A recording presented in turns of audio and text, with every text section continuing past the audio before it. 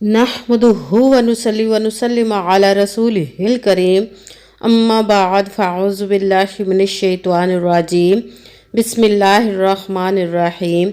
मेरे मुअज़्ज़ज़ सामाईन इकराम, अस्सलामु अलैकुम व रहमतुल्लाहि व बरकातुहू।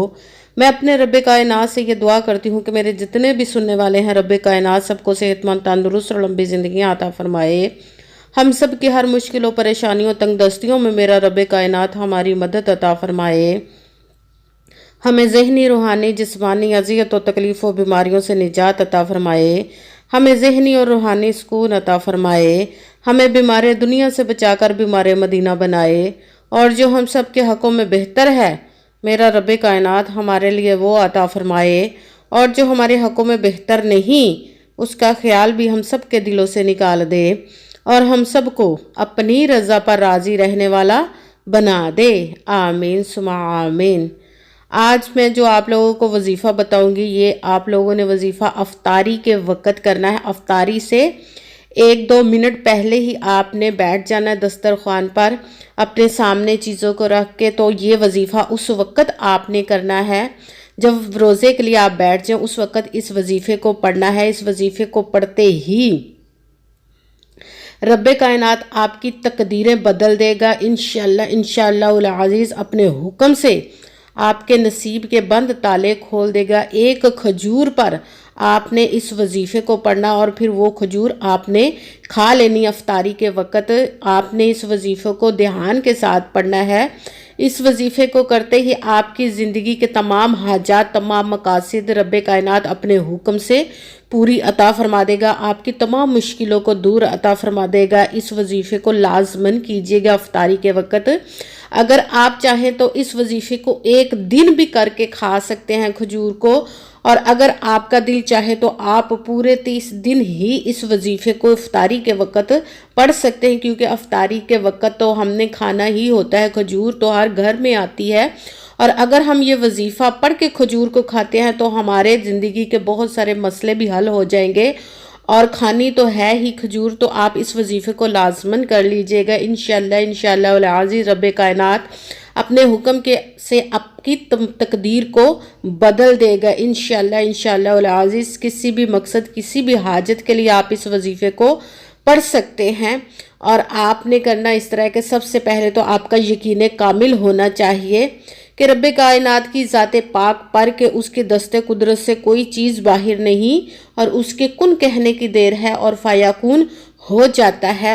वो 70 माओं से ज़्यादा मोहब्बत करने वाला रब है।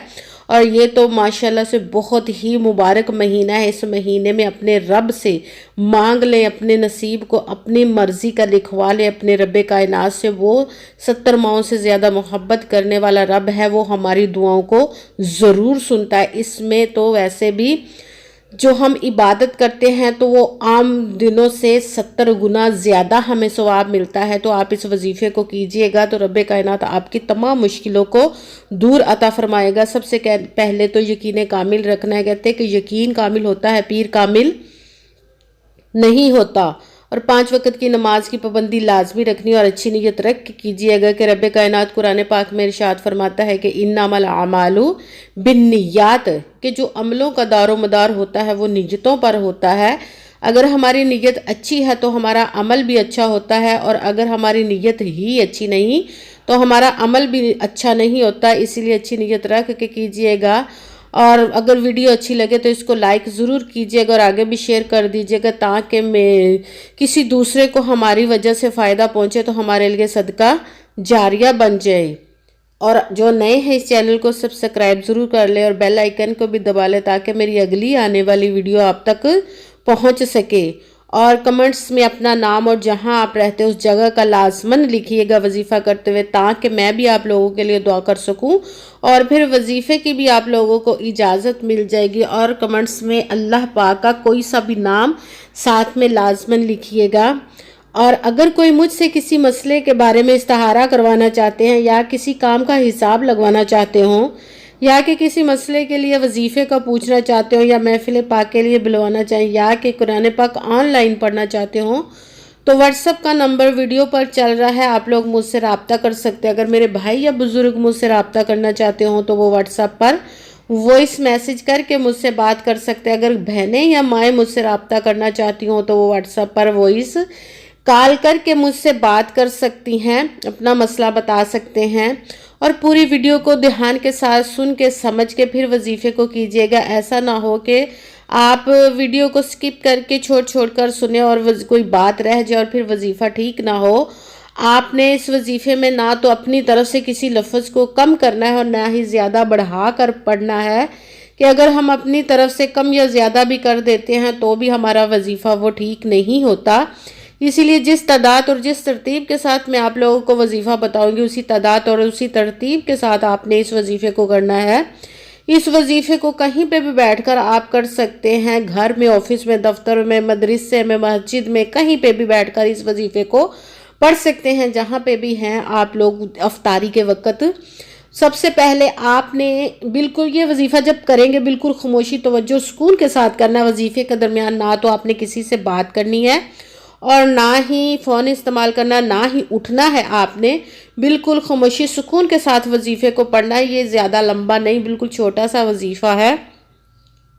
سب سے پہلے جب آپ وضو کر کے اپنے دسترخوان پر بیٹھ گئے ہیں، افطاری سے 1 یا 1.5 منٹ پہلے آپ نے بیٹھ جانا ہے اور اپنے سیدھے ہاتھ پر ایک کھجور رکھ کر آپ نے وظیفے کو، اپنے عمل کو شروع کر دینا۔ سب سے پہلے نمبر پر تو آپ نے سیدھے ہاتھ پر ایک کھجور رکھ لینی ہے اور پھر آپ نے اس پر 1 مرتبہ درود پاک پڑھنا ہے۔ کوئی سا بھی درود پاک پڑھ سکتے ہیں، مگر بہتر ہے کہ درود ابراہیمی جو نماز میں پڑھا جاتا ہے وہی درود پاک پڑھ کے 1 مرتبہ اپنے وظیفے کو شروع کر دیں۔ اس کے بعد آپ نے پہلے نمبر پر جو وظیفہ پڑھنا ہے وہ ہے الحمدللہ یا ربی، الحمدللہ یا ربی، الحمدللہ یا ربی۔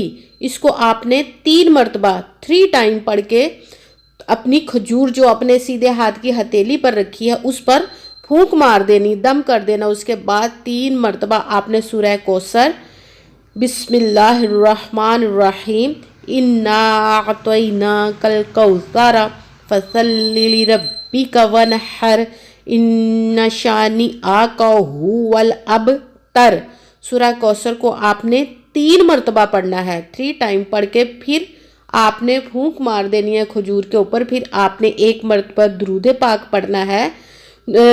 درود پاک پڑھنے کے بعد پھر آپ نے جو افطاری کی دعا پڑھتے ہیں وہ دعا ہر ایک کو یاد ہوتی ہے۔ افطاری کے وقت جو دعا پڑھتے ہیں وہ دعا پڑھ کے پھر آپ نے 1 مرتبہ درود پاک پڑھ کے اپنی کھجور پر پھونک مار دینی ہے۔ پھونک مارنے کے بعد آپ نے دونوں ہاتھوں کو بلند کر کے رب کائنات سے اپنے گناہوں کی بخشش کی دعا مانگنی ہے، اور پھر جس مقصد، جس حاجت کے لیے آپ نے وظیفے کو کیا اس کی خوب دعا کیجیے گا، اور دعاؤں میں مجھے بھی یاد رکھیے گا، میرے لیے بھی لازمن دعا کیجیے گا۔ جزاک اللہ خیرہ۔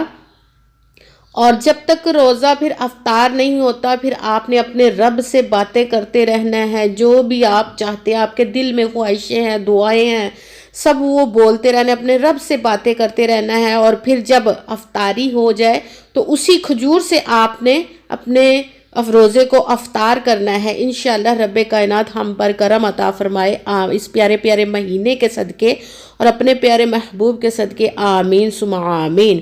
السلام علیکم ورحمۃ اللہ وبرکاتہ۔